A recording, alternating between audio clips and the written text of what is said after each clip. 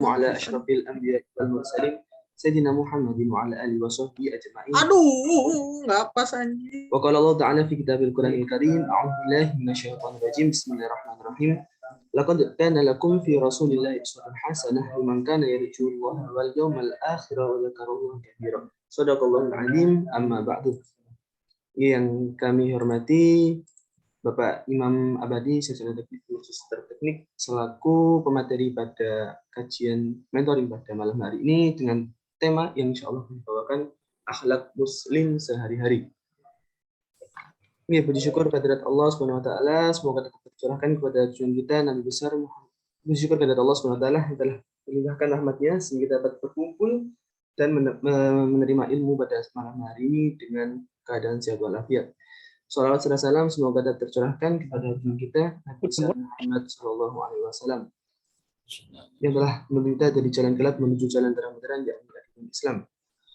Oke, sebelumnya perkenalkan saya Kharul Nasin dari Departemen Teknik Infrastruktur Sipil 2020 yang akan memimpin jalannya acara mentoring pada malam hari ini. Oke, sebelum memulai acara mentoring pada malam hari ini, alangkah baiknya kita dahulukan dengan bacaan doa terlebih dahulu. Dengan bacaan Ummul Quran, yakni Al-Fatihah ila hadratin Nabi Mustafa sayyidina wa syafi'ina wa qatilina sallallahu alaihi wasallam. Al-Fatihah.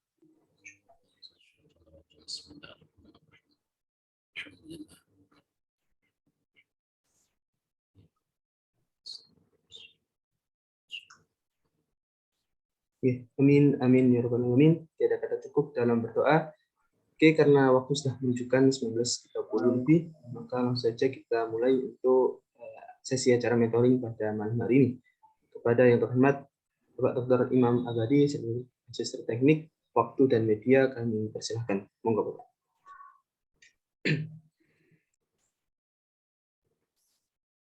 Baik Mas Khairul, juga adik-adik semua, Assalamualaikum warahmatullahi wabarakatuh. Waalaikumsalam warahmatullahi wabarakatuh. Alhamdulillahilladzi hadana subulas salam fa'afhamna bi syari'atin nabiyil kiram. Asyhadu an la ilaha illallah wahdahu la syarika lah. Al-Malikul Allam. Wa asyhadu anna Muhammadan abduhu wa rasuluh. Sebenarnya bisa aja sih aku minta ke Friska langsung, tapi Allahumma salli wa sallim wa barik ala Sayyidina wa Habibina wa Syafi'ina wa Qurrati a'yunina Muhammad Afdalul khalqi wal insan wa ala alihi wa ahli baitihi wa ashabihi wa man tabi'ahum bi ihsanin ila yaumil qiyam. Amma ba'd. Yang saya cintai dan saya banggakan, adik mahasiswa seluruh departemen di ITS, Mas Khairul Mukhlasin. Mukhlasan apa Mukhlasin ini, Mas? Mukhlasin, Bapak. Mukhlasin, luar biasa. Namanya ini menggetarkan langit ya. Orang yang ikhlas. Pertama, marilah kita bersyukur kepada Allah Subhanahu wa taala karena pada malam hari ini kita masih diberikan kesehatan, kekuatan dan kesempatan. Rasulullah mengingatkan kepada kita, nikmatani maghbunun aktsarun nas. Ada dua nikmat yang kebanyakan manusia itu lupa. Ini diingat-ingat betul ya. Yang pertama, ada dua nikmat yang sering manusia lupa. Yang pertama, as-sihat wal faragh. Yang pertama itu adalah kesehatan. Yang kedua, al-faragh itu adalah kesempatan. Dua nikmat yang sangat mahal itu masih disematkan oleh Allah Subhanahu wa taala kepada kita semua. Coba bayangkan saya membaca satu kisah yang menarik. Ada seseorang yang tidak bisa berkedip. Ini yang hadir 203 orang ini semuanya bisa berkedip kan? Semuanya bisa berkedip. Nah, cuma kalau kita lihat gambarnya ini banyak yang tidak berkedip ini. Melorot terus ini. Karena gambar ya. Karena yang dipajang gambarnya bukan aslinya. Nah ini Mbak Rizky Puspitasari ini juga nggak berkedip sama sekali dari tadi. Mbak Diva ini juga kok betah nggak berkedip ya. Nah, ada orang yang susah sekali berkedip. Susah sekali berkedip. Akhirnya dia berkonsultasi dengan dokter dan menurut hasil analisa dokter dia harus dioperasi karena ada beberapa saraf di bagian mata yang mendukung bulu mata itu untuk berkedip itu mengalami gangguan. Karena ada jutaan di situ saraf, maka dia harus ada yang dioperasi. Dan mengoperasi itu harganya tahu adik-adik semua itu bisa lebih dari 25 juta. Ya. Hanya sekedar menginginkan supaya seseorang itu bisa berkedip. Ya. Coba Anda sehari semalam itu kalau mau ngitung berapa kali berkedip itu? Ribuan kan? Itu nikmat yang luar biasa. Makanya Nabi mengingatkan tadi, ada dua nikmat yang sering dilupakan manusia itu, yaitu yang pertama nikmat sehat. Ya. Ada banyak orang yang uangnya banyak, hartanya banyak, rumahnya banyak, anaknya banyak, istrinya, nah itu satu ya. Tapi dia tidak bisa sama sekali menikmati harta kekayaannya itu. Karena apa? Karena dia makan saja sudah susah. Makanya itu hanya bubur, sayur, sayur mentah itu digodok, tahu juga digodok. Jadi apa? Harta yang berlimpah itu pun tidak bisa dinikmati. Oleh karena itu, sebagai pengantar, saya mengingatkan kepada diri saya dan juga adik-adik semua, janganlah lelah untuk senantiasa bersyukur. Ketika kita bangun, sekali lagi kita mengucapkan Alhamdulillah. Dan ketika kita mengucapkan Alhamdulillah itu, maka bertaburanlah nikmat-nikmat Allah untuk kembali kepada kita itu. Ketika kita mau tidur pun, ucapkanlah Alhamdulillah. Maka selama kita tidur itu pun akan bertaburan nikmat-nikmat Allah Subhanahu wa taala kepada kita. Yang kedua, salawat dan salam mudah-mudahan senantiasa tercurah kepada uswatun hasanah kita Nabi Agung Muhammad sallallahu alaihi wasallam. Mudah-mudahan semua adik-adik mahasiswa ITS yang saat ini mengikuti kegiatan mentoring di semua gugus, wabil khusus ini di gugus berapa ini, Mas Khairul? Ini di gugus berapa ini? Gugus 4, Bapak. Gugus 4. Semuanya diberikan kesehatan oleh Allah. Semuanya diberikan kecerdasan pikiran oleh Allah. Dan diberikan semangat oleh Allah Subhanahu wa taala serta kesuksesan sesuai dengan cita-cita yang Anda dambakan selama ini. Oleh karena itu Nabi pun mengajarkan banyak-banyaklah kita meminta doa dan mengamini doa itu.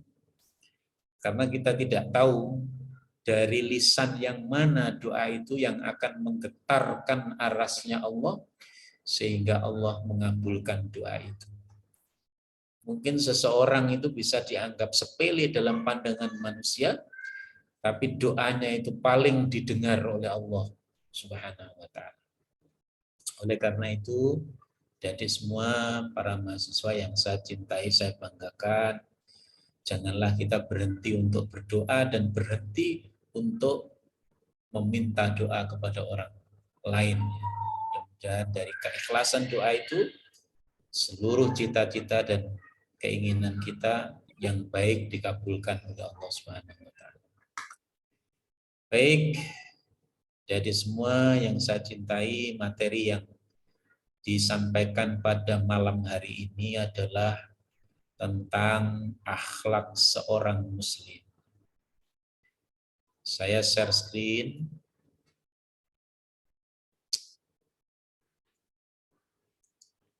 Sudah kelihatan ini? Sebentar. Mas Berul, sudah ya. Baik.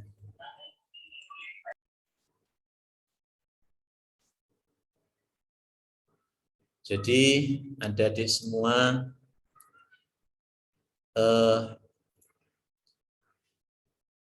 akhlak seorang muslim ini tentu saja mengacu kepada idola kita semua. Seorang muslim, kita sudah diberikan panduan. Ya, sifat yang tertanam dalam jiwa idola kita, yaitu Nabi Muhammad Sallallahu Alaihi Wasallam. Sehingga Nabi itu ada di semua pernah menyampaikan, innamal bu'itsu liutammima makarimal akhlak. Sungguhnya aku diutus oleh Allah ke alam dunia ini adalah untuk menyempurnakan akhlak manusia. Sehingga kalau kita baca dalam sejarah, Nabi itu adalah orang yang sangat-sangat tinggi akhlaknya kepada siapapun. Sehingga orang yang pernah berjumpa dengan Nabi itu selalu ingin dan ingin terus untuk bertemu dengan Nabi Muhammad SAW. Banyak orang-orang yang datang membawa masalah untuk disampaikan kepada Nabi, begitu melihat Nabi, melihat wajahnya itu, sebagian dari permasalahannya itu sudah hilang. Melihat wajahnya saja. Nah, coba nanti Anda kalau sepulang dari sini, terus Anda ketemu dengan temannya, lihatlah. Ketika lihat temannya itu kira-kira masalahnya tambah ringan apa tambah berat? Ukurannya. Kalau Anda melihat teman Anda itu kemudian Anda menjadi bahagia, itulah salah satu ciri orang yang sebenarnya memantulkan akhlak yang mulia. Dari pembicaraannya saja sudah menyenangkan, dari seluruh perilakunya saja sudah menyenangkan, dari tindak tanduknya saja sudah menyenangkan. Ada nggak Anda punya teman seperti itu? Pernah nggak Anda melihat teman atau siapapun itu yang ketika Anda bertemu dengan orang itu menjadikan Anda itu ingat Allah? Ada enggak? Mas Khairul, ada enggak teman seperti itu?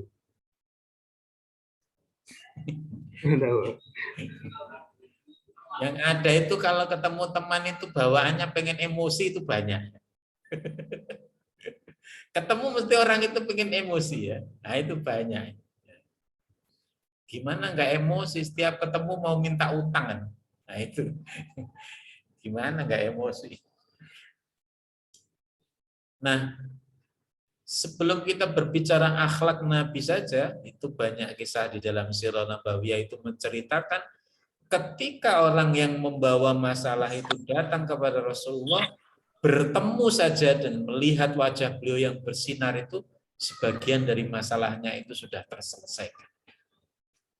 Coba, Rasul bukanlah seseorang yang pangkat dan derajatnya secara zahir itu tinggi.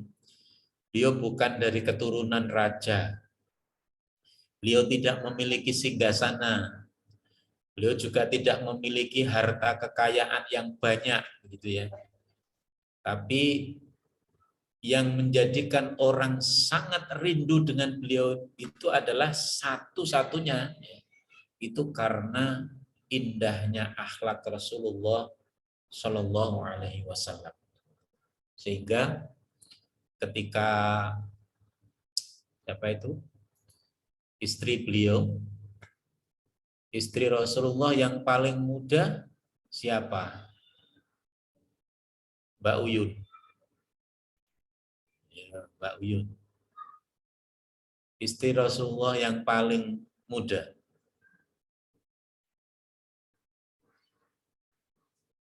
Jangan sampai salah sebut lo ya, nanti nyebut Ayu Ding Ding. Hero itu. Oh, Uyun enggak tahu. Sirani Sejiwa.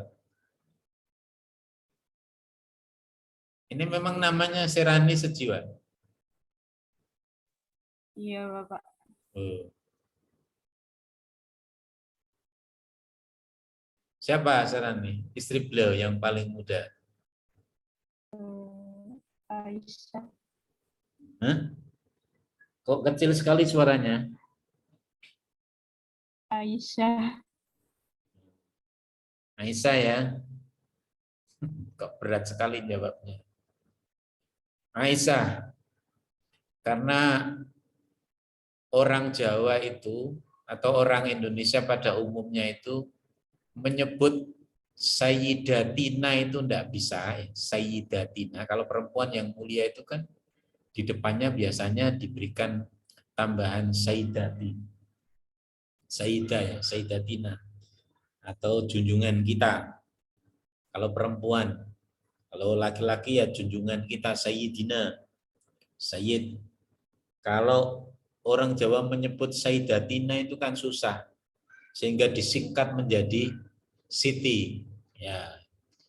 Maka Sayyidatina Aisyah itu menjadi Siti Aisyah. Nah, itu pernah ditanya bagaimana akhlak Rasulullah Shallallahu Alaihi Wasallam. Beliau mengatakan kana khuluquhul Quran. Jadi semua yang ditulis di dalam Al-Quran itu semuanya sudah diterjemahkan oleh Rasulullah dalam bentuk akhlak sehari-hari dan dilaksanakan secara sempurna. Itu yang menjadikan orang itu tertarik dengan Islam itu karena dengan akhlaknya itu, bukan karena perang. Islam yang dibangun oleh Rasul itu adalah Islam yang rahmah bagi lingkungan, seluruh alam itu. Ya. Tidak menakut-nakuti orang, terus sedikit-sedikit neraka. Sedikit-sedikit kafir. Coba. Kalau Rasulullah itu begitu menghargai pendapat sahabat-sahabatnya.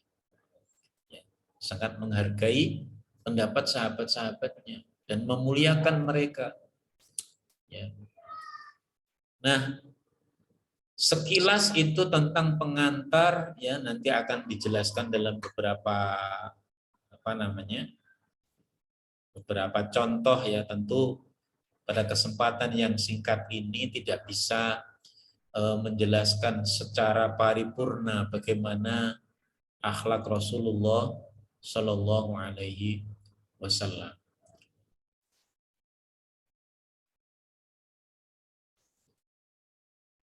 Kenapa akhlak ini begitu penting? Itu penting dalam kehidupan kita, ya, karena sesungguhnya ya, seorang mukmin itu adalah orang yang senantiasa memberikan dan menghargai seluruh makhluk yang ada di alam ini. Apakah itu manusia, apakah itu hewan, apakah itu binatang, dan semua makhluk yang ciptaan Allah ini kita wajib untuk berakhlakul karimah. apalagi kepada sesama manusia. Sehingga apa? Sehingga akhlak yang mulia itu akan menjadikan kita orang yang rendah hati. Kemudian menjadi orang yang senantiasa berada di jalan yang siddiq, yang benar. Kemudian akan menjadi orang yang senantiasa hidup dalam kondisi yang syukur dan sabar sebenarnya. Nah, itu syukur dan sabar itu adalah setali tiga uang. Itu maju kena, mundur kena. Ketika kita diberikan nikmat oleh Allah, kemudian kita bersyukur, itu sebuah kebaikan. Dan ketika kita diuji oleh Allah dengan berbagai masalah, kemudian kita sabar, itu pun sebuah kebaikan di sisi Allah Subhanahu wa Ta'ala. Nah, ini bagian dari cerminan akhlak yang mulia bagi seorang muslim. Nah, kalau ini dari sisi etimologi, dari sisi bahasa, akhlak itu adalah diturunkan dari tata bahasa yang indah. Bentuk jamaknya dari akhlak ini adalah bentuk tunggal. Ini bentuk jamaknya adalah khuluq.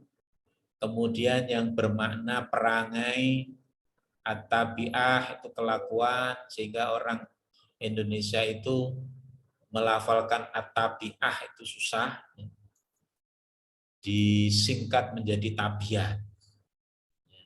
Itu memang lidah orang Indonesia itu kan senang menyingkat. Ramadan jadi Ramlan.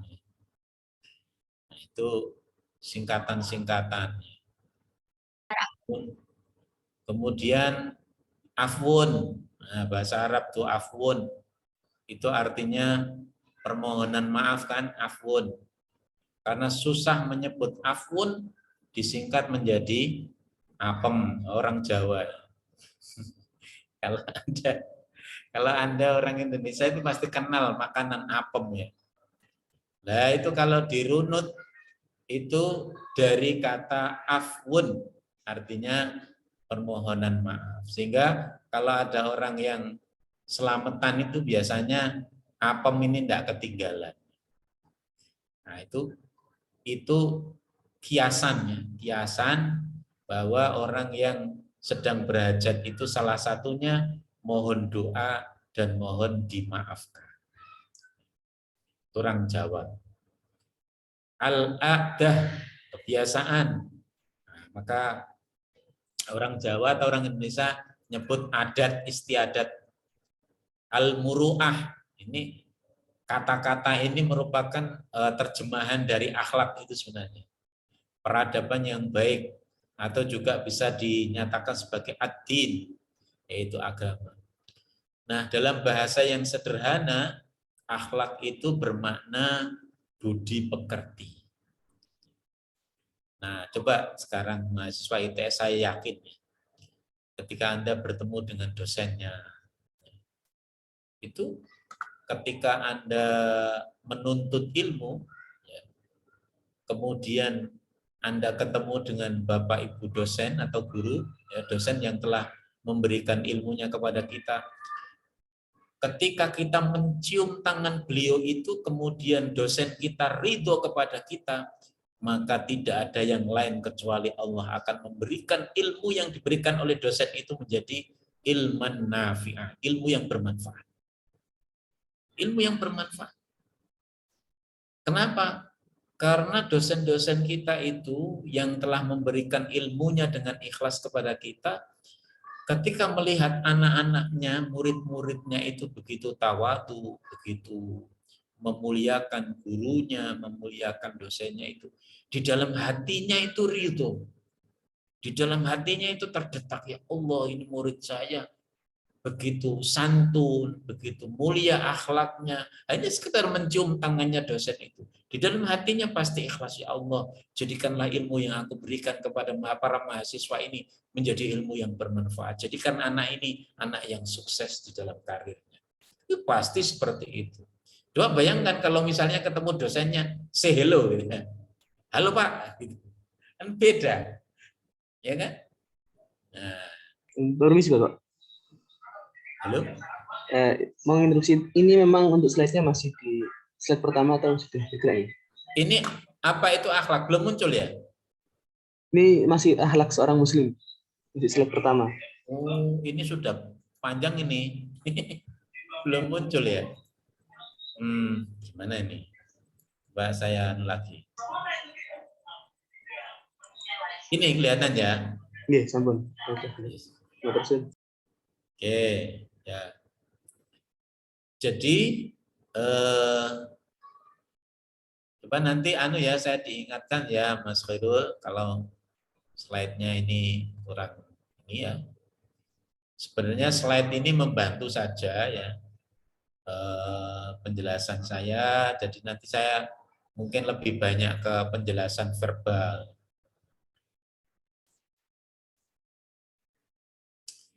Jadi akhlak itu ya dalam bahasa yang sederhana itu direpresentasikan melalui budi pekerti.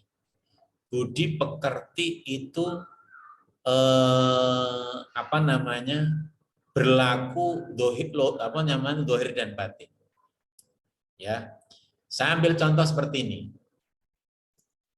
Ketika Anda sedang jalan, ya, bedanya akhlak budi pekerti ini dengan adat, ya. Beda dengan adat. Kalau orang Jawa, ya, misalnya ini, atau orang Indonesia lah, atau orang Timur, kalau ada orang yang tua duduk di misalnya di jalan begitu, kemudian kita lewat, umumnya kita sebagai orang muda ini kan akan membungkukkan, permisi. Nah, secara adat itu anak itu sudah, atau kita itu sebenarnya sudah bagus secara adab ya, secara adab dan adat itu kita sudah bagus. Tapi dari sisi akhlak belum tentu. Dilihat dulu niatnya ya kan. Kalau orang ini niatnya itu karena memberikan kehormatan, memuliakan orang yang lebih tua, maka itu namanya masuk akhlakul karimah. Tapi kalau niatnya itu adalah menyindir, nah kan ada misalnya, oh di situ ternyata orang duduk itu banyak yang bungkuk, misalnya orang-orang tua. Kalau jalan itu bungkuk, ya. Nah, Anda membungkukkan badan ketika lewat orang itu, niatnya itu mengejek orang itu. Bisa saja kan? Bisa saja. Dari sisi akhlak itu bukan saja dilihat dari zahir, tapi tembus kepada yang batin pun juga. Kalau kita niatnya menghormat, secara fisik kita merealisasikan dalam bentuk apa tadi, membungkukkan badan, secara rohani pun kita memuliakan orang tua. Sehingga ada satu kisah menarik bagaimana ketika Sayyidina Ali ini, sahabat Rasulullah dan juga menantu beliau itu hendak jalan ke masjid, ingin menunaikan sholat subuh berjamaah bersama Rasulullah SAW. Nah, ketika beliau jalan itu, ya di tengah jalan itu, beliau dihalangi oleh orang tua yang sedang jalan itu, Ada orang tua di jalan itu karena jalannya nggak terlalu lebar begitu ya jalan itu. Kemudian ada orang tua yang jalan pelan-pelan di depan Ali ini, Sayyidina Ali ini. Nah, karena beliau itu tidak mau nyalip, bahasanya itu, tidak mau nyalip itu bahasa Indonesianya apa? Mendahului. Mendahului ya. Tidak mendahului orang tua itu. Maka dikisahkan itu ketika ruku, akhirnya beliau kan pelan-pelan jalannya mengikuti orang tua ini sampai lewat masjid, kemudian beliau baru masuk masjid. Nah, ketika Rasulullah dalam keadaan sholat subuh itu beliau dalam posisi ruku, ya sedang ruku itu, maka malaikat Jibril diperintahkan oleh Allah itu untuk menekan beliau itu, menekan punggungnya supaya beliau tidak segera i'tidal, ya, menunggu Sayyidina Ali ini yang datang untuk bisa sholat berjamaah dengan Rasulullah Shallallahu Alaihi Wasallam. Penghormatan seseorang kepada orang yang lebih tua karena ketinggian akhlaknya itu mendapat penghormatan dari Allah itu sampai seperti itu. Gara-gara memuliakan orang tua yang jalan di depan. Coba gimana sekarang Anda itu kalau misalnya ada di jalan, kemudian ada Anda sedang butuh, ya, sedang lapar mau makan, kemudian ada orang tua yang jalannya pelan-pelan di depan menghalangi itu, kira-kira Anda nunggu orang itu pelan-pelan mengikuti di belakangnya apa Anda ngamuk? Lapar kan, sehari belum makan nih, ya kan? Tidak mau ke warung, ada orang tua 3 jejer jalannya di depan Anda itu, ya. Jejer menghalangi Anda jalan. Kira-kira Anda sabar untuk menunggu di belakangnya atau Anda loncat? Pasti tidak sabar. Itu salah satu akhlak yang dituntunkan oleh Rasulullah dan para sahabat. Sehingga akhlak Rasulullah itu begitu menarik manusia untuk masuk ke dalam agamanya dan di bawah bimbingan beliau menjadi muslim yang kafah, muslim yang sempurna. Ini contoh-contoh akhlak yang mulia dari semuanya. Ada satu hadis yang mengisahkan ahlul jannah atau penghuni surganya Allah Subhanahu wa taala itu sebenarnya di dunia ini sudah bisa dikenali. Calon-calon penghuni surga itu sebenarnya di dunia ini pada saat hidup itu mereka itu sudah bisa dikenali. Nah, salah satu dari ciri orang-orang yang disebutkan sebagai ahlul jannah itu adalah mereka yang di dalam kehidupan sehari-hari ini wajahnya berseri-seri. Nah, ini kan kelihatan ini. Mana yang wajahnya berseri-seri. Karena hanya sedikit yang on cam, jadi yang bisa dilihat wajahnya berseri-seri ya sedikit. Ini kok tertunduk, apa ini masih lapar gitu ya.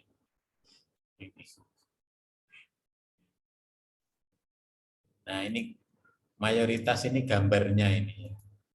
Nggak tahu ini orangnya masih ada, jasadnya di mana, ruhnya di mana, kita juga nggak tahu ini. Kalau tidak tampil wajahnya.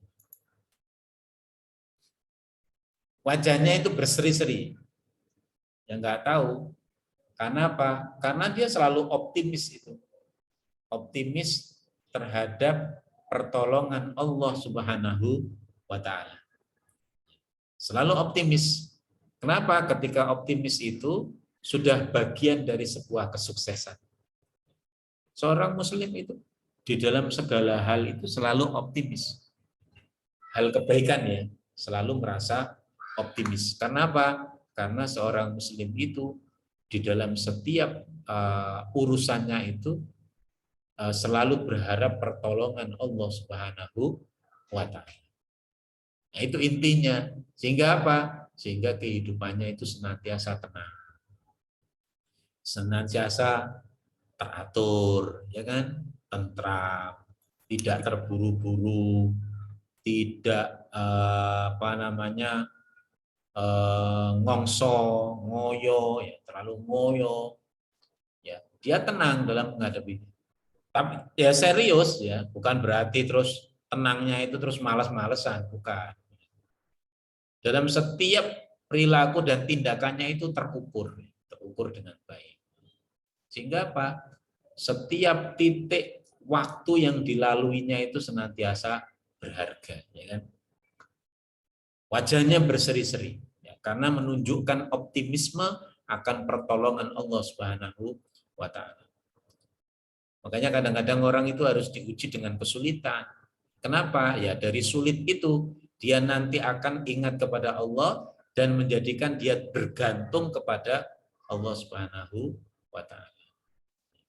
Saya ambil yang paling sederhana saja, kira-kira ketika Anda di hadapan Anda itu ada makanan yang enak sekali ya.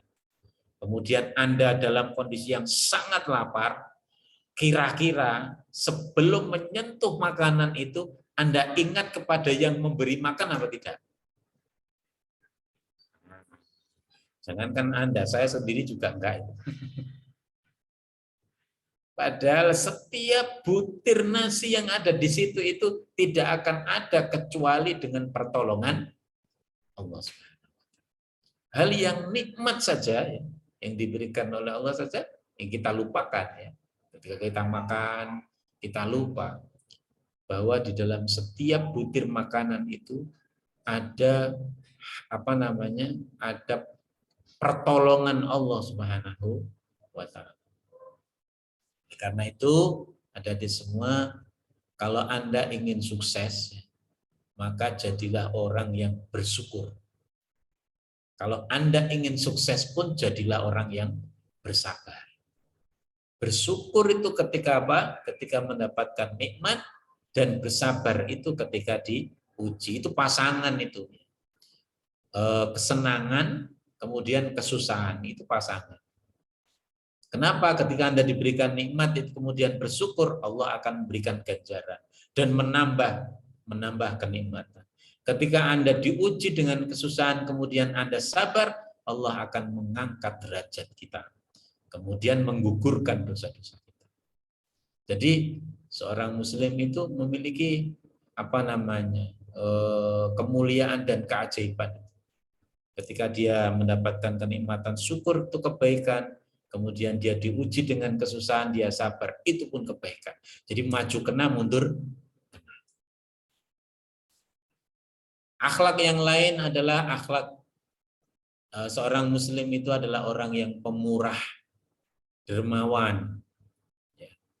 Karena itu dermawan itu atau orang yang pemurah itu tidak mesti dalam bentuk materi. Anda punya ilmu tentang matematika dasar misalnya. Anda bagi-bagi ilmunya itu kepada teman-temannya. Pemurah. Anda punya makanan lebih. Anda berikan sebagian untuk teman Anda. Pemurah. Anda punya uang lebih, kemudian diberikan kepada temannya yang membutuhkan. Pemurah. Anda punya senyum, ya. Setiap ketemu temannya itu senyum. Senyum itu juga bagian dari sedekah dan itu ciri orang yang pemurah. Kalau senyum saja tidak mau, ya, bagaimana dia ini akan bersedekah dalam bentuk lain? Jadi ketemu orang itu berduduk, wajahnya dilipat terus. Ya bagaimana orang ini mau bersosialisasi dengan baik, memberikan kebahagiaan kepada orang lain. Orang itu bisa membahagiakan orang lain. Ya. Akhlak yang baik itu akhlak yang mulia. Kalau dia sudah bahagia. Ya, kalau dia tidak bahagia, bagaimana mau menyenangkan orang lain? Menahan diri dari perbuatan yang menyakiti. Jelas, seorang muslim itu pantang untuk menyakiti saudaranya. Baik menyakiti dengan kata-kata, ucapan, apalagi dalam bentuk perbuatan. Membuat kerelaan seluruh makhluk baik dalam kesukaan karena murah rezeki atau dalam kedukaan kekurangan. Sabar, syukur, jujur. Itu akhlak-akhlak yang mulia. Nah, ada akhlak-akhlak yang madlumah, akhlak yang mulia disebut akhlakul karimah atau mahmudah. Sedangkan akhlak yang buruk itu disebut sebagai akhlak madmumah. Senengannya berprasangka yang jelek. Jadi ciri akhlak yang jelek itu senantiasa berprasangka buruk pada semua orang. Ada orang yang duduk dekat itu sudah mau dicurigai. Jangan-jangan ini pencuri. Ada orang yang datang tanpa senyum, ya. Itu sudah dicurigai, berprasangka-prasangka yang buruk. Mencari-cari keburukan orang. Nah ini, kalau kita punya keburukan yang besar saja, kita tidak mau itu dilihat oleh orang lain. Nah, sedangkan kita ini mau mencari-cari kejelekan orang lain. Ini sangat berbahaya. Kemudian berbicara dusta. Berbicara dusta. Nah ini salah satu dosa atau perbuatan yang buruk, ya, yang ini dampaknya berantai, ya, itu adalah berdusta. Betul lah, betul. Sonia ini pakai kacamata rambu ini. Nah, coba saya ambil satu contoh ya. Ada 2 orang mahasiswa. Ini bohong. Ini ketinggalan kuliah. 2 orang ini. Karena ketinggalan kuliah, nah dia bingung ini izinnya sama dosen. Ya, kan dia ketinggalan ujian ini. Dia ketinggalan ujian yang sebenarnya dia itu ketiduran. Ya, sambil contoh sederhana. Tapi kan enggak enak dia ngomong sama dosennya. Kenapa kamu enggak ikut ujian? Saya ketiduran Pak. Kan enggak berani kan dia. Enggak berani. Akhirnya dia mengatur strategi untuk berbohong. Kalau gitu kita ngomong aja. Kita harus cari alasan yang tepat supaya dosennya itu merasa oh alasan kita masuk akal sehingga kita diberikan kesempatan untuk ujian susulan. Oke. Nah, mengaturlah strategi untuk berdusta. Apa kira-kira alasan yang tepat? Oh gini aja katanya yang satu itu.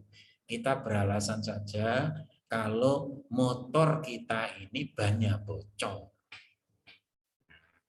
Cocok ini, cocok. Ya kan? Nah, adeplah dosennya. Ya kan? Nah, adeplah dosennya ini. Pak, mohon maaf kemarin saya enggak ikut ujian. Loh kenapa kamu enggak ikut ujian? Mohon maaf Pak, kemarin waktu mau berangkat ban motornya bocor. Oke kalau begitu, ya.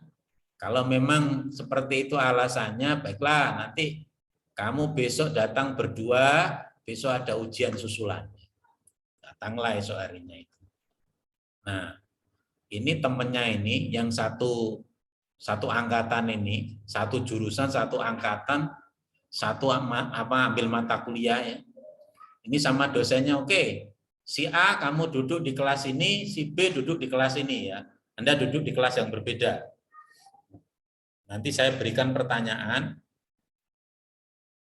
Ya, soal nomor 1 ini 40%. Ya. Nah, disiapkan 2 soal saja sama dosennya itu. Ya. Soal yang nomor 1 nilainya 40%. Soal yang nomor 2 itu nilainya 60%. Atau sebaliknya, soal nomor 1 itu nilainya cuma 20%, soal yang nomor 2 itu nilainya 80%. Nah, katanya si Ana itu gampang lah, cuma 2 soal saja. Kerjakanlah itu. Soal yang 1. Ternyata mudah nomor 1 itu. Loh, betul toh gampang ini soalnya. Tapi 2 orang ini, 2 mahasiswa ini di kelas yang berbeda. 1 di kelas A, 1 di kelas B. Nah, begitu dia membaca soal yang 2A, di situ tertulis pertanyaannya, apa alasan Anda tidak ikut ujian kemarin? Nah, yang A. Jawablah sama dia, wah ini cocok ini alasannya, karena ban kendaraan motornya itu bocor, ya kan? Bisalah dua-duanya itu. Kemudian dia mulai grogi itu ketika melihat dan membaca pertanyaan kedua. Kalau sesuai dengan jawaban Anda yang pertama itu, ban bocor yang manakah ban kendaraan manakah yang bocor? Mulai grogi. Ya kan? Grogi karena belum janjian. Janjiannya kan hanya ban motornya bocor. Nah, sekarang pertanyaannya, ban mana yang bocor? Karena motor kan dua bannya. Ban depan apa? Ban belakang. Mulailah grogi dua orang ini. Belum janjian kan dia. Nah, akhirnya yang satu bilang ban yang depan, yang kelas B bilang ban yang belakang. Kacau lah. Akhirnya ketahuan bahwa jawabannya tidak sama, berarti itu adalah kebohongan. Coba, dia akan menutupi kebohongan dan menutupi lagi dengan kebohongan yang baru. Makanya beruntun, ya kan? Ada dosa yang berdampak luas itu, ya salah satunya itu adalah berbicara dusta, mengingkari janji, diberikan amanat khianat, mencaci maki, marah, merendahkan orang lain. Itu adalah akhlak-akhlak buruk yang harus kita sebagai seorang muslim ini menghindari. Ada orang yang selama hidupnya itu begitu dikenang orang. Kenapa? Ya salah satunya karena akhlaknya yang mulia, suka menolong, suka membantu. Setiap ketemu itu kata-katanya itu yang keluar itu adalah kata-kata yang menyenangkan. Ya kan? Setiap ketemu temannya, bagaimana kabarnya? Katanya kamu habis ikut lomba ya, juara ya, alhamdulillah. Ya, coba. Selalu memunculkan motivasi. Hebat kamu. Hebat. Kamu juara. Kamu orang hafalan Qur'anmu bagus sekali. Suaramu enak. Wajahmu berseri-seri walaupun berdudut ya. Wajahmu berseri-seri ya. Jadi ciri orang yang mulia itu adalah apapun yang keluar darinya itu senantiasa berdampak kebaikan bagi orang lain. Ketika dia keluar menjadi kata-kata yang baik. Keluar dalam bentuk perbuatan yang baik. Itu akhlakul karimah. Sehingga Allah di dalam Al-Quran itu memuji Nabi Muhammad Shallallahu Alaihi Wasallam itu dengan ayat wa innaka la'ala khuluqin adzim, bahwa engkau Muhammad benar-benar di atas akhlak yang mulia. Itu di dalam Quran surah Ali Imran, ini Ali Imran ya, bukan Ali Iron. Surah yang ketiga ayat 159, Allah berfirman, A'udzu billahi minasyaitonir rajim. Bismillahirrahmanirrahim. Fabima rahmatin minallahi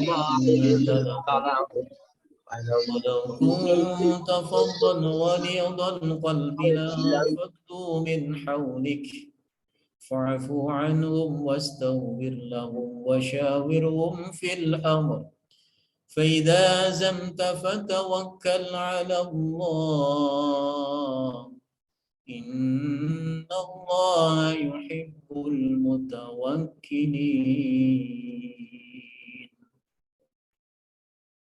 Allah berfirman, Fabima rahmatin minallahi lintalahum, maka berkat rahmat Allah engkau Muhammad lintalahum berlaku lemah lembut kepada mereka.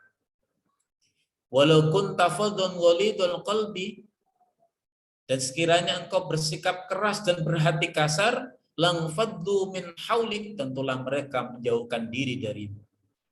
Fa'fu anhum, maafkanlah mereka. Wastaghfir lahum, mohonkanlah ampun untuk mereka. Wasyawirhum, dan bermusyawarahlah dengan mereka fil amr, untuk urusan itu.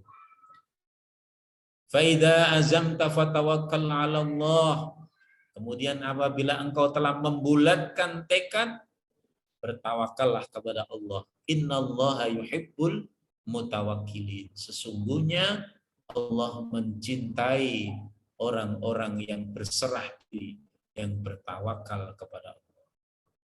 Coba ini dari semua. Jadi di sini ini seakan-akan Allah itu menegaskan betapa lemah lembutnya Rasulullah Shallallahu Alaihi Wasallam. Jadi kalau kita kalimat-kalimat kita itu kalimat yang baik, bertegur sapa, ya. Jangan memanggil temannya itu dengan panggilan-panggilan yang jelek. Kan banyak nih mahasiswa itu yang punya sebutan nama-nama khusus kan ya. Mentang-mentang anaknya itu tingginya 2 meter seperti tower, maka namanya Ahmad Bayhaqi berubah menjadi tower. Sehingga kemana-mana dipanggil tiang listrik. Ya. Nah, sebutan-sebutan kita sudah diberikan nama yang indah oleh orang tua kita karena al-ismu ad-du'a. Jadi nama itu bagian dari doa. Nah, sekarang ketika temannya itu menyebut, "Halo Niko, bagaimana kabarnya?" Nah, misalnya. Kira-kira Niko itu apa artinya, Niko? Kenapa? Kalau dipanggil loh, kamu itu dipanggil, "Halo Niko, mudah-mudahan selamat, mudah-mudahan sukses." Nah, Niko itu artinya apa?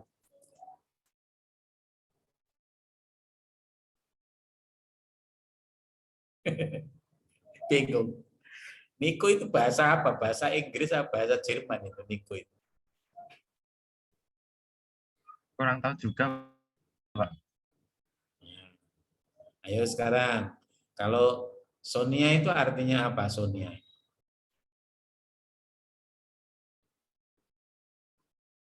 Kalau tadi kan panggilan nama itu bagian dari doa kan, maka panggilan-panggilan yang baik ya sesuai namanya. Ayo, kalau misalnya dipanggil, nama saya kan Imam, kalau dipanggil Assalamualaikum Pak Imam, itu sama dengan mendoakan saya jadi pemimpin, walaupun pemimpin rumah tangga loh ya. Nah, kan mendoakan itu namanya. Nah, sekarang kalau dipanggil Sonia, itu artinya apa itu? Son. Jangan gitu, Son. Kalau saya sih bijaksana, Pak, tapi nggak tahu lagi kalau salah. Iya. Pokoknya baiklah ya. Nah, ini seperti ini. Mumtaz. Nah, panggilan Mumtaz itu kan. Iya, Pak. Nah, Mumtaz itu kalau bahasa ITS ini kan kumlot ya. Kumlot bahasanya kan Mumtaz. Amin. Hah? Amin. Amin. Artinya apa Mumtaz? Gitu ya. Istimewa, Pak. Hah? Istimewa kan? Istimewa. Istimewa. Berarti kan kalau salsabila apa? Mata air surga. Wow. Kamu kalau dipanggil temannya manggilnya apa? Mumtaz apa? Salsabila. Kalau dulu Mumtaz, sekarang Salsa. Salsabila ya. Jadi doakan menjadi mata air surga. Ya, nama-nama yang baik itu bagian dari doa. Misalnya saya menyebut Mas Khairul. Nah, itu Khairul itu kan kebaikan. Ya. Supaya Mas Khairul ini selalu dalam bermuamalah itu muamalah yang senantiasa bertambah kebaikannya. Nah, Anda kasih nama itu, tanya kepada Bapak Ibunya, ini nama ini itu artinya apa Pak, Bu? Biar tahu. Ya. Ada anak itu yang namanya apa? Ladinosa. Saya dulu pernah ada mahasiswa yang namanya Ladinosa. Ini kok namanya namanya Muhammad tapi kok belakangnya adalah Dinosa. Nah, ternyata Ladinosa itu singkatan, Pak. Apa itu Ladinosa itu? Lahir Dino Sabtu. Oh, ternyata Ladinosa itu ada singkatannya ternyata. Lahirnya itu hari Sabtu supaya mengingatkan ya. Kalau orang Jawa lahir Dino Sabtu, disingkat jadi Ladinosa.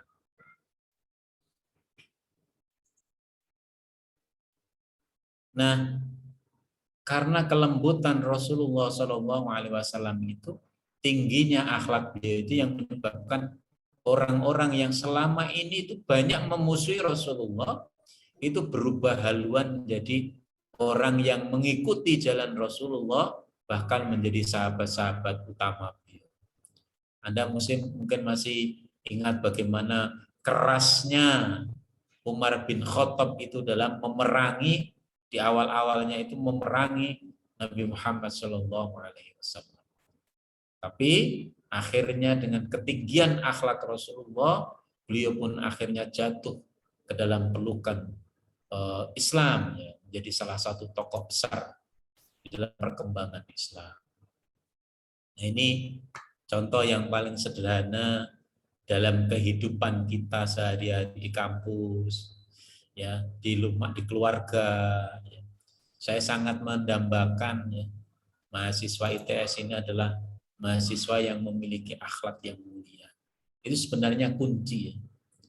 Kalau orang itu sudah pondasinya itu akhlaknya bagus, akhlaknya mulia, kemudian diiringi dengan kecerdasan IQ, maka IQ-nya yang tinggi itu akan dimanfaatkan semata-mata untuk memberikan kemanfaatan bagi orang lain. Dan itu sesungguhnya nilai yang terbaik dari manusia. Ya. Bagaimana ketika berjumpa dengan temannya, dia lebih dulu yang mengucapkan salam. Paling sederhana ya, Assalamualaikum. Kalau mau lebih lengkap, Assalamualaikum warahmatullahi. Lebih lengkap lagi, Assalamualaikum warahmatullahi wabarakatuh. Nabi menyatakan ketika dua orang muslim bertemu, yang paling mulia adalah mereka yang paling awal memberikan salam.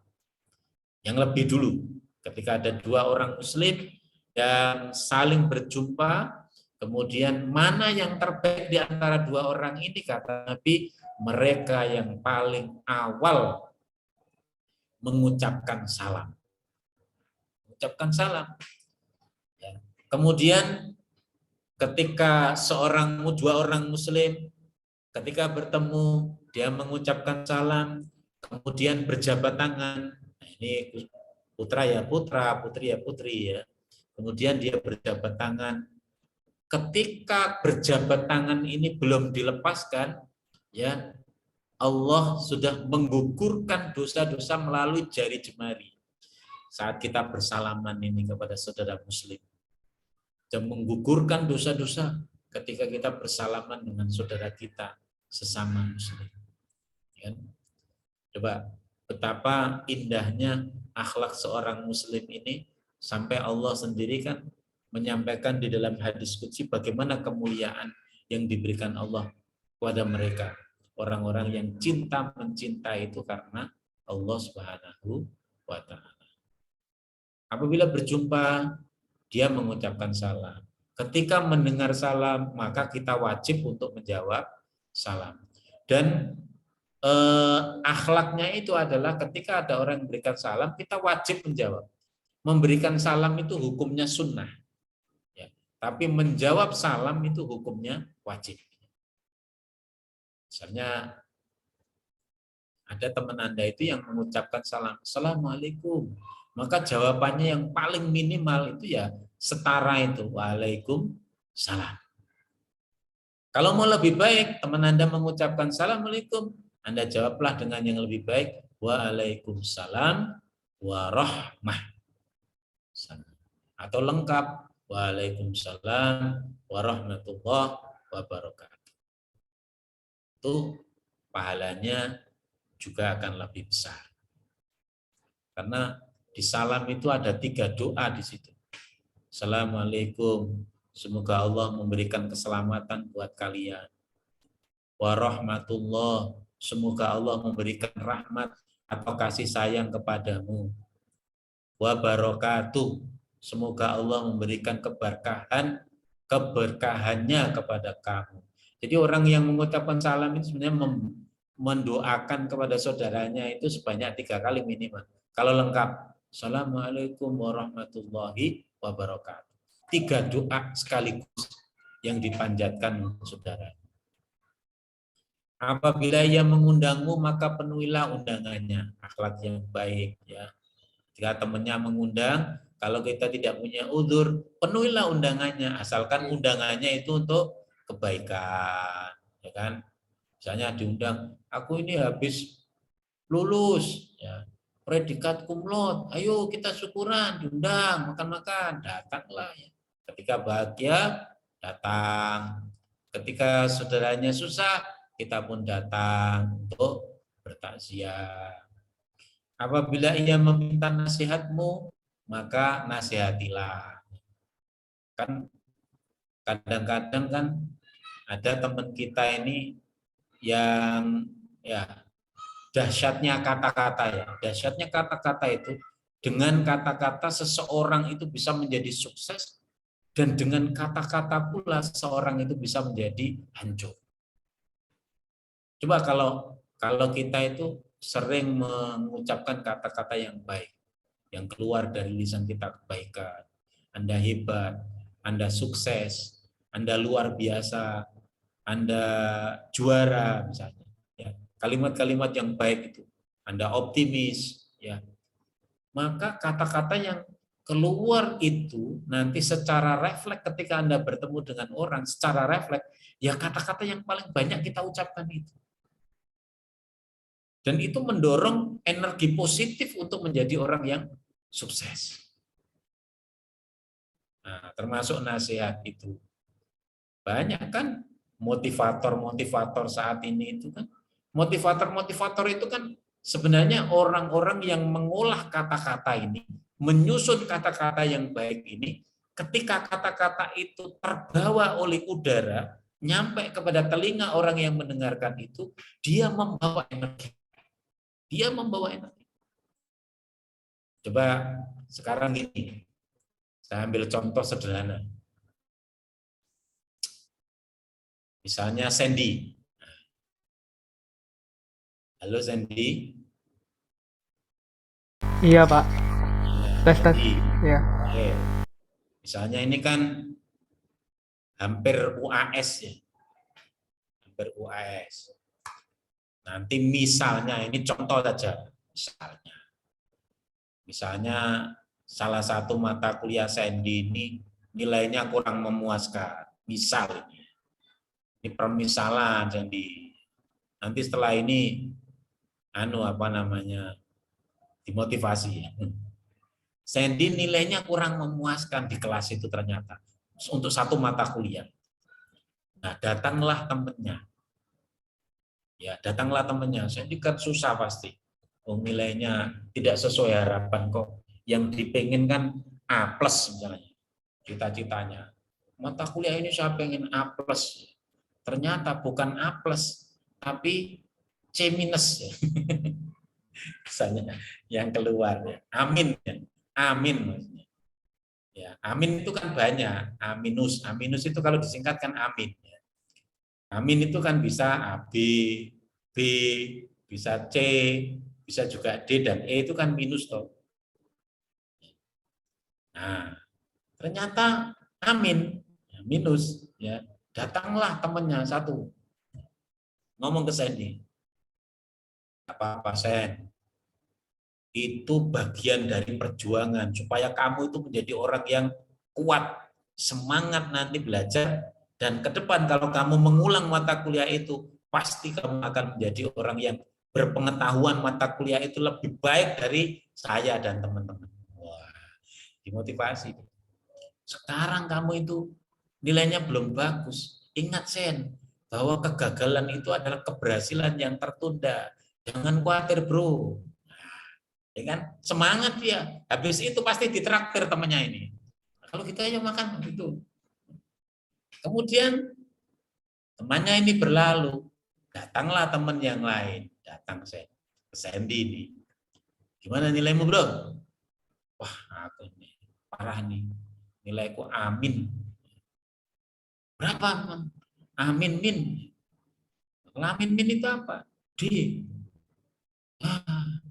Kamu ini memang orang malas kok. Gimana mau dapat bagus? Temannya ujian saja, temannya itu sudah kuliah, kamu kan tidur. Ngapain kamu itu dapat nilai bagus? Dapat nilai D itu sudah untung kamu. Daripada nilai E, nah ini sudah, orang sudah stres, tambah stres. Ya kan? Tadinya mau neraktir makan. Begitu tahu temannya yang satu ini nggak jadi traktir, nah, kayaknya ya pulang stres. Padahal temannya yang pertama itu kan mengeluarkan kata-kata, dengan temannya yang kedua mengeluarkan kata-kata. Kira-kira energi yang dikeluarkan itu sama apa enggak?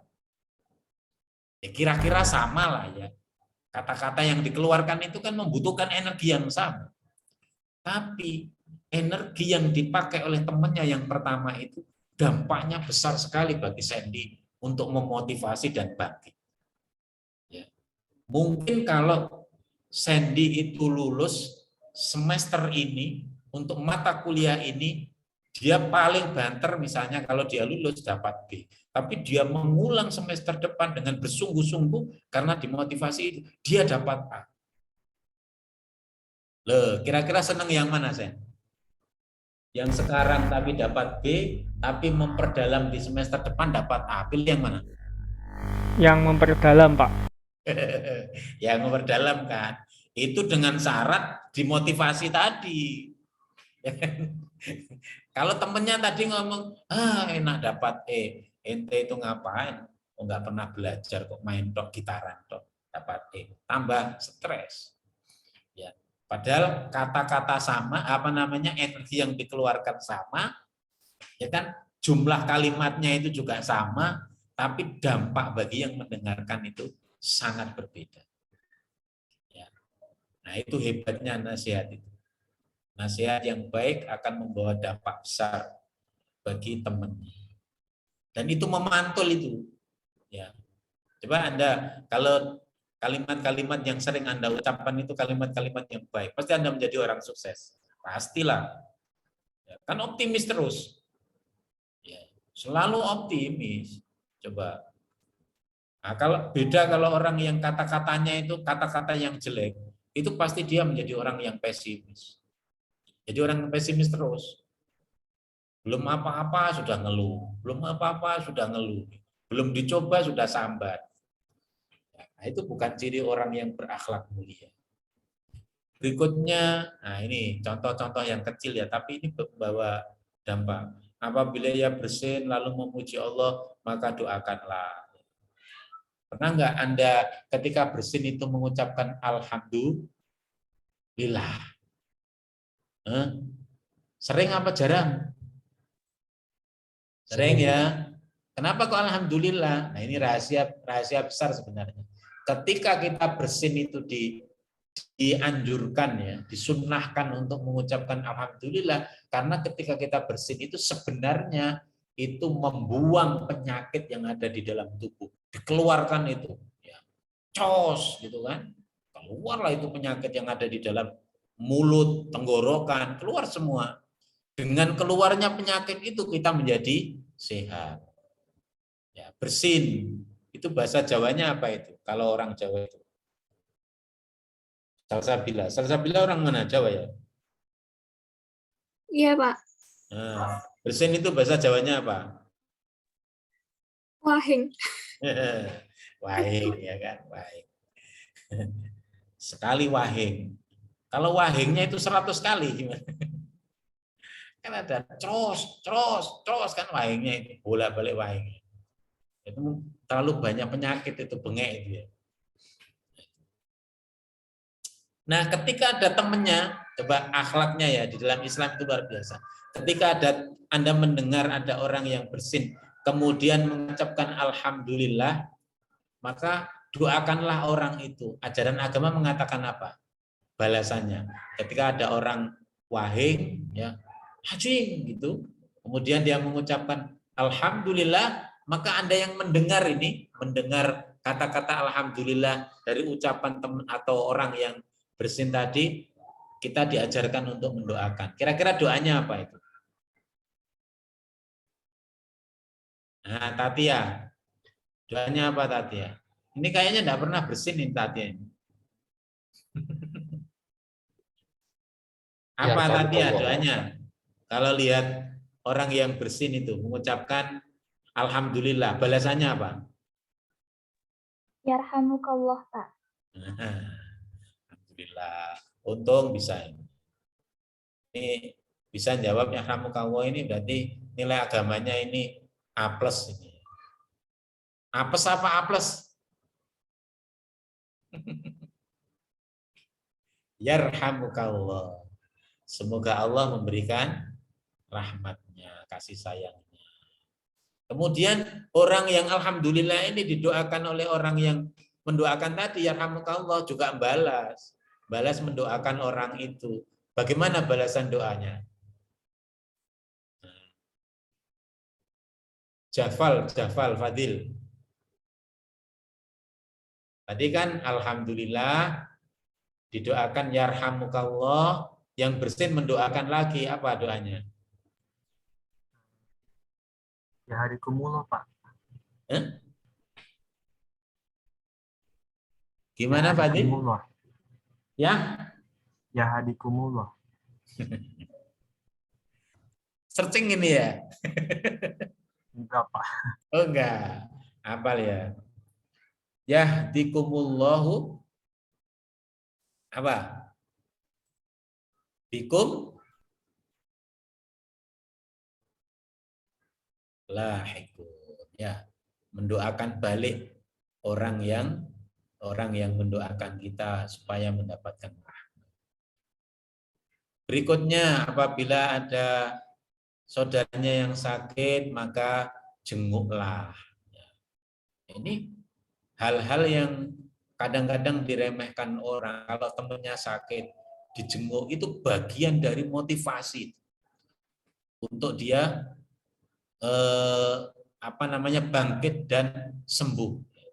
Nah, kalau Anda sakit, temannya datang, tapi datang itu ya nggak mesti harus tangan kosong, ya datang bawa apa kayak itu, roti apa, buah apa gitu ya, untuk menyenangkan temannya ini ya. Ya sakit, mendengar temannya sakit, oh ya sakit ya, Fadil, oh ayo kita jenguk rame-rame, ya. Kemudian memberikan semangat, ya, dengan kata-kata yang baik. Kamu sakit apa, Fadil? Nggak tahu, saya itu gatel-gatel. Ya. Ada panasnya dikit, ya. Oh itu kecil itu, tapi ada pusingnya juga. Pusing. Oh, itu karena stres habis ujian itu. Enggak apa-apa, bentar lagi sembuh ya. Semangatlah Fadil ya. Dijenguk teman-temannya, dengar kata-katanya yang baik ya. Cepat sembuh. Nah, jangan lantas kemudian menjenguk kemudian kata-katanya itu berbanding terbalik dengan yang tadi. Ditanya, Fadil kamu sakit apa? Saya pusing. Muta-muta ini, gatel-gatel juga. Kata temannya ini, oh begitu ya? Iya, saya baru saja itu, kemarin itu, menjenguk teman saya di rumah sakit. Persis penyakitnya kayak kamu, Dil. Sakit kepala? Iya. Muta-muta? Iya. Nggak lama itu. 5 jam saya jenguk bablas. Kata-katanya sama. Energi yang dikeluarkan sama. Tapi dampaknya luar biasa. Fadil tidak jadi sembuh, tambah gemeteran dia. Dengar itu, ya kan? Menjenguk dengan kata-kata yang baik supaya dia recovery lebih cepat. Makanya ada hadis yang menyebutkan ketika seorang muslim itu menjenguk saudaranya yang sakit, ketika kaki kanannya keluar dari pintu rumahnya itu, Allah mengutus 70 malaikat untuk mendoakan. Tidak berhenti-henti memohonkan ampun kepada orang yang bertakziah ini, orang yang menjenguk saudaranya yang sakit. Sampai dia pulang nanti 70 malaikat istighfar terus mendoakan astagfirullah, astagfirullah untuk Tatia. Kan malaikat tidak punya dosa.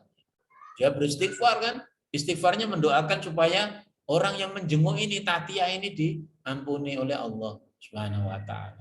70 malaikat itu mereka beristighfar terus. Nah, kalau yang dijenguk itu jaraknya jauh kan lama. Ya. Misalnya Tatia ini kan Surabaya. Saudara yang sakit itu di Ambon sana, ya kan? Jalanlah ke Ambon sana, coba jalan kaki. Kan berbulan-bulan itu. Saat itu malaikat mendoakan terus, memohonkan ampun. Ya kan? Kemudian apabila ia meninggal dunia maka ikutlah ke pemakamannya. Ini sebenarnya hak seorang muslim kepada muslim yang lain. Nah, kita diberikan janji oleh Allah melalui lisan Rasulullah Shallallahu Alaihi Wasallam. Ketika kita bertakziah kepada saudara kita yang meninggal, ya kan? Kita ketika ikut menunggui sampai dia memandikan, maka pahalanya itu 1 kirot. 1 kirot. 1 kirot itu apa ya Rasulullah? 1 kirot itu besarnya seperti pahalanya Gunung Uhud. Pahalanya orang yang mengantar, yang menangi, memandikan si mayit ini. Dia mensolatkan, ketika dia mengikuti sampai mensolatkan dan menguburkan, ditambah lagi 1 kirot. Sehingga ketika kita memandikan, mengkafani, mensolati, sampai menguburkan kita ikut secara sempurna, maka Allah akan mengganjar kita dengan pahala 2 kirot. Di mana 1 kirotnya itu sebesar dan seberat Gunung Uhud. Anda pasti belum tahu tuh Gunung Uhud itu. Besar sekali itu Gunung Uhud. Makanya saya itu pernah melamun membayangkan kenapa kok pahala ini tidak ditampakkan oleh Allah di dunia. Ayo. Raja, pernah nggak kamu mikir seperti itu?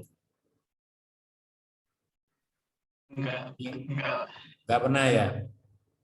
Enggak pernah. Saya itu kadang-kadang melamun. Kenapa kok harus menunggu sampai nanti harus di akhirat? Coba sekarang Anda pikirkan ya.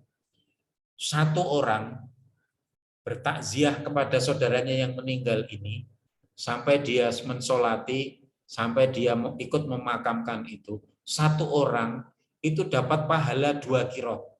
2 kirot itu besarnya sama dengan 2 kali Gunung Uhud. Itu 1 orang. Kalau misalnya yang ikut mengantarkan itu 100 kali 2 berapa? 200 Gunung Uhud. Nah itu kalau misalnya ditampakkan di dunia ini, kan kita nggak punya lokasi itu, penuh itu dunia ini. Kampus kita itu penuh. Ya kan, Kepote penuh, Sukolilo penuh. Itu kalau orang yang meninggal 1, coba kalau yang meninggal bersamaan 100. Ayo coba. Surabaya penuh sesak dengan pahala itu. Ya. Nah, itu nanti di akhir telah itu ditampilkan, ditunjukkan oleh Allah pahala yang berlimpah. Ya. Makanya di dalam Islam ini akhlak itu, akhlak yang baik itu senantiasa menghadirkan kebaikan dan pahala yang berlimpah. Ya. Nah ini sebenarnya ini kilasan yang yang sederhana saja. Ketika kita bermuamalah di kampus, ya kan, berjumpa dengan temannya, biasakan ucapkan salam, bertemu dengan dosennya, biasakan mencium tangan beliau itu. Kenapa? Kita memohon ridho kepada guru-guru kita itu. Ketika beliau ridho, ilmu yang didapatkan kita berkah. Ketika ilmu yang didapatkan berkah, kita di dunia kerja, kita menjadi pemimpin, Allah pun ridho, sehingga manfaat ilmu. Banyak.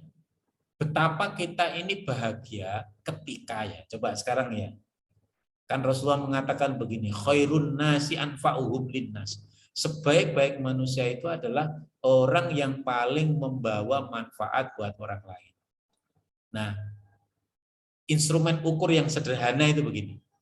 Semakin banyak orang yang ingin memanfaatkan Anda itu, maka itu ukuran orang yang paling hebat, yang paling bermanfaat. Ya, di sini dibutuhkan. Ketika Anda di dunia kerja, banyak orang yang menunggu keterlibatan Anda itu. Banyak orang yang menunggu. Dinanti-nanti. Anda pulang ke rumah, tetangga-tetangga sekitar itu juga menanti-nanti Anda. Di mana Khairul ini kok nggak datang-datang? Ditunggu orang. Kenapa? Banyak orang yang membutuhkan. Itu namanya hidupnya berkah, ilmunya berkah. Coba orang ilmunya banyak, nggak ada sama sekali orang yang pengen memanfaatkan itu, nggak ada. Minta tolong nggak ada. Ketemu saja mau nyapa saja males. Apalagi kalau mau minta tolong. Cirinya itu, semakin banyak orang yang membutuhkan kita, berarti semakin kita itu memberikan dampak manfaat bagi lingkungan. Itu ukurannya saja, sederhana saja. Semakin sedikit orang yang membutuhkan kita, ya berarti kita kurang memberikan dampak dan manfaat. Padahal khairun nas, sebaik-baik manusia itu adalah orang yang paling membawa dampak kebaikan bagi orang lain. Anda jangan mengeluh misalnya gini, kemarin sudah tak tolong, sekarang minta tolong lagi. Jangan gitu, berarti orang ini tuh butuh sekali dengan Anda. Butuh sekali dengan kita. Ya. Coba kita punya ilmu banyak, tapi tidak ada sama sekali orang yang ingin mendapatkan ilmu dari kita. Itu kan nelongso itu.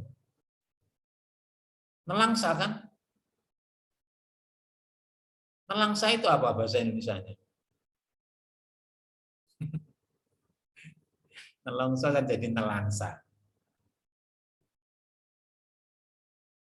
Jadi itu mungkin ya Mas Khairul, saya kira saya tidak membahas slide-nya yang panjang ya. Saya lebih banyak ingin berkomunikasi dua arah gitu ya. Mungkin bisa dilanjutkan ya dengan diskusi, barangkali kalau nanti ada pertanyaan-pertanyaan yang bisa saya jawab, insya Allah saya akan jawab gitu ya. Saya kira mungkin gitu ya Mas Khairul ya. Iya Bapak. Baik, silakan kalau mau dilanjutkan dengan diskusi. Oke, kami sampaikan terima kasih banyak atas pemaparan materinya yang sangat luar biasa oleh Bapak Imam Abadi. Selanjutnya saya berikan waktu sesi tanya jawab terlebih dahulu kepada teman-teman yang berkeinginan untuk bertanya kepada Pak Imam Abadi. Ada kesempatan spesial ini langsung ketemu dengan Pak Imam Abadi. Jadi teman-teman yang ingin bertanya bisa langsung menggunakan reaction raise hand atau jika ada kendala bisa melalui kolom komentar. Oke, silakan teman-teman.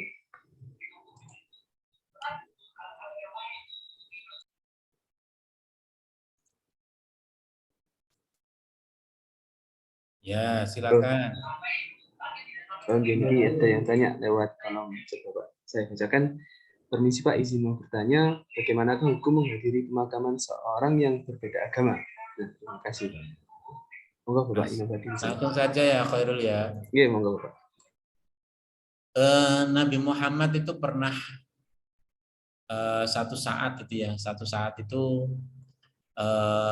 berdiri ketika ada jenazah yang sedang lewat. Rasulullah berdiri. Jadi ketika ada iring-iringan jenazah itu, Rasulullah itu berdiri, memberikan penghormatan kepada jenazah yang sedang dibawa ke makam itu. Rasulullah dengan para sahabatnya itu sedang ada kegiatan, acara, kemudian Rasulullah tiba-tiba berdiri. Kata sahabat itu, ya Rasulullah, kenapa engkau berdiri? Memberikan penghormatan kepada orang ini, yang meninggal ini. Loh Rasulullah, tapi itu orang Yahudi. Apa kata Nabi? Manusia bukan itu. Manusia sih, kalau manusianya, ya aku memberikan penghormatan kepada orang ini karena dia makhluk ciptaan Allah. Memberikan penghormatan. kepada makhluk ciptaan Allah tanpa memandang suku, ras, agamanya, tapi dia juga ciptaan Allah sama dengan kita. Pun kita akan mendapat pahala mengantar ke pemakaman orang yang walaupun itu bukanlah orang Islam, tapi kita menunjukkan bahwa dia itu bagian dari basyariah, manusia pada umumnya yang semuanya itu adalah makhluk ciptaan Allah Subhanahu wa taala. Kita memuliakan Allah yang telah menciptakan manusia itu. Makanya di dalam Islam itu diajarkan ada persatuan di antara umat Islam. Itu namanya ukhuwah Islamiyah. Ada persatuan di antara sesama anak bangsa Indonesia itu. Namanya ukhuwah watoniyah, kebangsaan. Ada persatuan karena sesama manusia dalam Islam itu. Ada yang namanya ukhuwah basyariah, yaitu persatuan di antara sesama manusia ini. Sehingga pernah saya membaca di dalam sebuah kitab itu, satu saat itu Allah mengirim malaikat Jibril kepada Nabi Nuh alaihissalam. Nabi Nuh ya. Nabi Nuh. Kemudian Nabi Nuh ini dikisahkan sedang berjualan semacam gerabah gitu ya. Gerabah. Dan gerabah itu. Nah, malaikat yang jadi manusia ini kemudian membeli gerabah itu. Setiap gerabah itu dibeli, langsung dihancurkan sama orang ini, malaikat ini dihancurkan. Setelah hancur, beli gerabah lagi, dibeli. Dihancurkan lagi, beli lagi sampai 3 kali, dihancurkan semua. Marah kan Nabi Nuh ini. Ente ini gimana?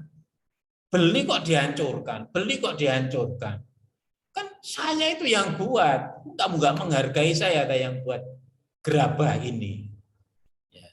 Kemudian si malaikat ini mengatakan kepada Nabi Nuh, loh, kira-kira yang menciptakan manusia itu siapa? Allah, kata Nabi. Nah, kalau yang menciptakan manusia itu Allah, kenapa kamu meminta doa supaya kamu ini berdoa kepada Allah untuk menghancurkan manusia yang mereka tidak beriman? Yang ditenggelamkan itu, yang ditenggelamkan dengan banjir itu. Kenapa kamu mendoakan supaya orang ini dimusnahkan? Bukankah ini adalah manusia ciptaan Allah juga? Kenapa kamu doakan orang itu supaya dimusnahkan? Wong kamu saja buat gerabah, saya beli, saya hancurkan, kamu marah kok. Ya toh? Lo kan sudah saya beli gerabahnya, tapi saya hancurkan, kamu marah. Ya kan, buat gerabah. Apalagi Allah. Allah menciptakan manusia dengan sempurna. Walaupun dia agamanya non-muslim, tetap kita ada ukhuwah basyariah, berakhlak mulia kepada mereka. Selama mereka tidak mengusik dan mengganggu kita, kita muliakan mereka. Tidak masalah. Dan itu yang dilakukan oleh Rasulullah kepada orang. Ketika Rasulullah diutus menjadi nabi kan kepada orang kafir itu semuanya, Mekah itu kan orang non-muslim semua. Tidak ada yang muslim ya kan. Pelan-pelan dengan akhlak Rasulullah memuliakan mereka, mendoakan mereka supaya dapat hidayah. Akhirnya berangsur-angsur orang itu menjadi mau masuk Islam. Kenapa? Karena akhlak Rasulullah itu kepada orang-orang kafir itu memuliakan mereka. Sampai apa? Sampai jenazahnya saja yang lewat itu diberikan penghormatan oleh manusia yang paling mulia di muka bumi itu. Nabi Muhammad SAW diprotes sama sahabatnya, itu orang Yahudi ya Rasul. Kata Nabi, manusia bukan? Ya manusia sih manusia. Iya, itu penghormatan kepada Allah yang telah menciptakan manusia. Itulah akhlak yang dicontohkan oleh Nabi kita Muhammad SAW. Itu ya, Mas Khairul. Iya, Pak. Matur suwun atas jawabannya. Iya. Silakan. Untuk Mbak Cahya Dwi, insya Allah sudah cukup puas ya sudah jawabannya Pak Imam. Oke, mungkin saya beri kesempatan lagi 1 kali pertanyaan. Saya tunggu 1 menit, jika ada mungkin bisa kita cukupkan gitu. Monggo yang mau ingin bertanya bisa raise hand ataupun melalui kolom komentar. Jangan-jangan sudah ngantuk ini Mas Khairul. Mungkin Pak. Awalnya sudah ngantuk. Iya. Mungkin sudah cukup memahami mungkin dari materinya. Itu ada pertanyaan dari teman-teman. Oke, bagaimana jika kita cukupkan saja untuk pertemuan mentoring pada malam hari ini, Pak? Iya, saya. Oke. Nah, ngoten kula nyuwun jenengan doa rumin. Baik, Mas Khairul dan adik-adik masa semua, supaya majelis kita ini penuh dengan barokah, ya. Di mana majelis ilmu itu adalah majelis yang sangat diberkahi Allah. Marilah di waktu yang mustajabah ini kita memohon kepada Allah Subhanahu wa taala agar pandemi ini segera berlalu. Kemudian Anda semua yang sedang menuntut ilmu di ITS ini semuanya diberikan kelancaran, kesuksesan, kemudian diberikan tercapai segala cita-cita dan harapannya, lulus tepat waktu, kemudian Anda bisa bekerja atau menciptakan lapangan kerja, itu sesuai dengan apa yang Anda cita-citakan semuanya. Dan yang terpenting adalah seluruh sivitas akademika ITS ini diberikan kesehatan oleh Allah Subhanahu wa taala. Al-Fatihah.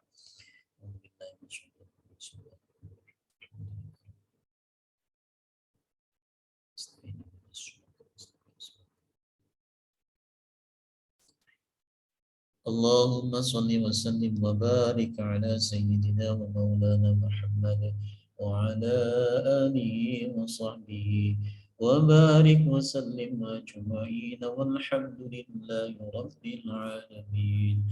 Hamdan syakirin, hamdan na'imin, hamdan yuwafi wa yukafi'u mazidah. Ya Rabbana lakal hamdu kama yanbaghi li jalali wajhikal karim wa 'azimi sultanik.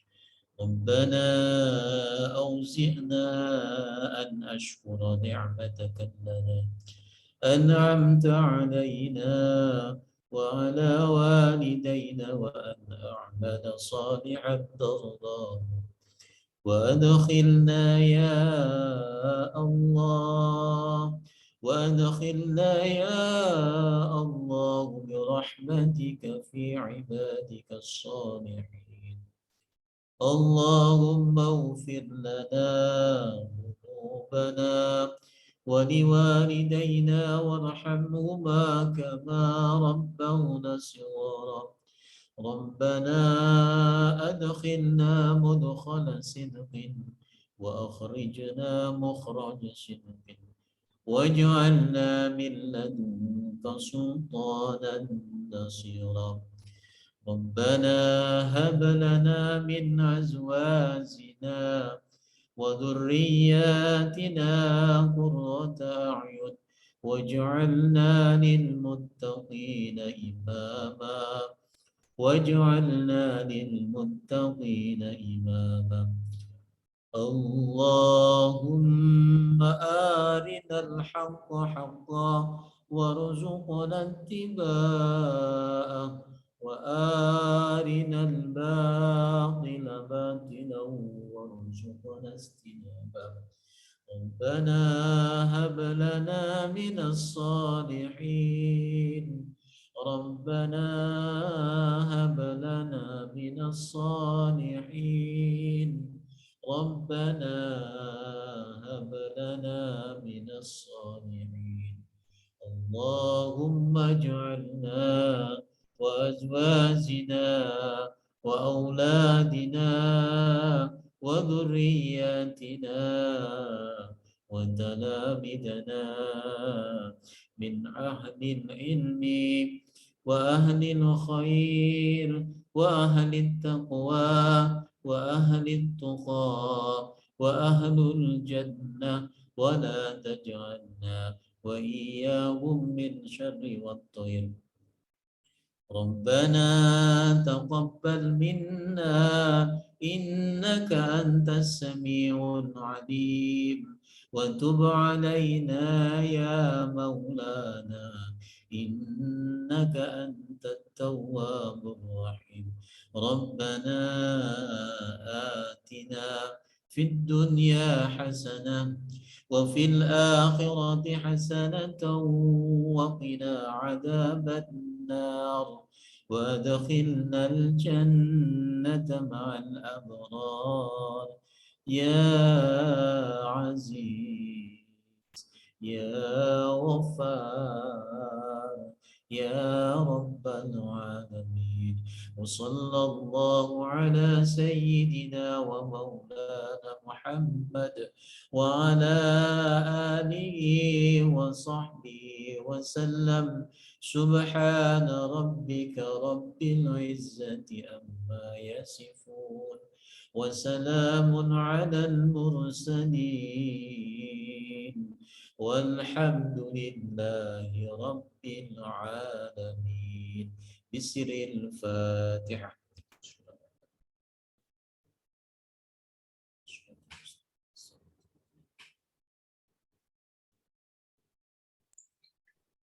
Nggih, matur nuwun Bapak atas semua materinya dan juga doanya. Semoga apa yang kita dapatkan pada malam hari ini menjadikan ilmu yang barokah kepada kita semua. Amin. Oke, demikian tadi acara mentoring pada malam hari ini. Saya selaku moderator mohon pamit undur diri. Mohon maaf apabila ada kesalahan dan juga kekurangan. Kurang lebih maaf. Ihdinas siratal mustaqim. Wassalamualaikum warahmatullahi wabarakatuh. Waalaikumsalam. Monggo Terima yang mau kasih, saya undur diri. Iya Bapak, matur nuwun. Sukses.